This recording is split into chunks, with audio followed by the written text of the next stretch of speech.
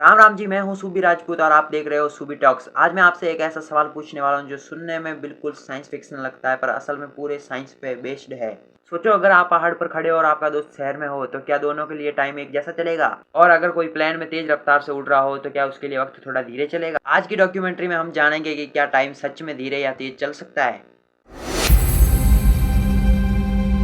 हम सब मानते हैं कि टाइम सबके लिए बराबर होता है। 1 मिनट मतलब 1 मिनट, 1 घंटा मतलब 1 घंटा। पर सच ये है, टाइम क्लॉक के हिसाब से नहीं बल्कि जगह और स्पीड के हिसाब से भी बदल सकता है। सुनने में अजीब लग रहा होगा पर साइंस के सबसे बड़े दिमाग ने ये बात 100 साल पहले ही बोल दी थी और वो थे अल्बर्ट आइंस्टीन।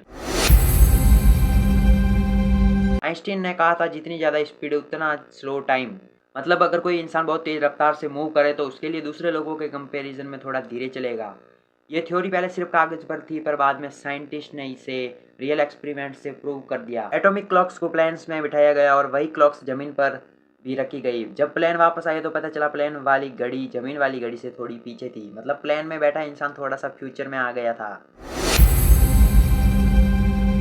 अब एक और शॉकिंग बात, जो लोग ज़्यादा हाइट पर रहते हैं जैसे पहाड़ों में, उनका टाइम शहर के लोगों के कंपैरिजन में थोड़ा तेज चलता है। Reason gravity. ज़्यादा ग्रेविटी यानी स्लो टाइम और कम ग्रेविटी यानी फास्ट टाइम। इसका मतलब ये हुआ, अगर दो ट्विंस हो, एक पहाड़ पर रहे और दूसरा शहर में, तो सालों बाद दोनों की एज में माइक्रो लेवल डिफरेंस आ सकता है। छोटा सा डिफरेंस पर साइंस के लिए ये बहुत बड़ी बात है। इमेजिन करो, अगर कोई एस्ट्रोनॉट स्पेस में चला जाए और ज़मीन पर रहने वाले लोग वहीं रहे तो जब एस्ट्रोनॉट वापस आएगा तो वो ज़मीन के लोगों से थोड़ा यंग होगा। ये कोई मूवी का सीन नहीं है, ये रियल साइंस है। नासा के एस्ट्रोनॉट्स के ऊपर ये एक्सपेरिमेंट ऑलरेडी हो चुके हैं। मतलब टेक्निकली टाइम ट्रेवल का बेसिक फॉर्म हम ऑलरेडी अचीव कर चुके हैं। बस फ्यूचर में नहीं, पर फ्यूचर के थोड़े से आगे। अब सबसे बड़ा सवाल, क्या इंसान कभी फ्यूचर में जा सकता है? साइंस बोलती है हाँ, थ्योरेटिकली पॉसिबल है।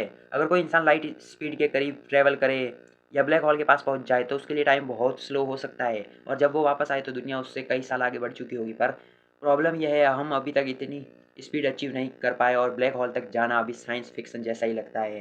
पर जो इम्पॉसिबल लगता था वो कभी इम्पॉसिबल ही रहेगा, ये भी ज़रूरी नहीं।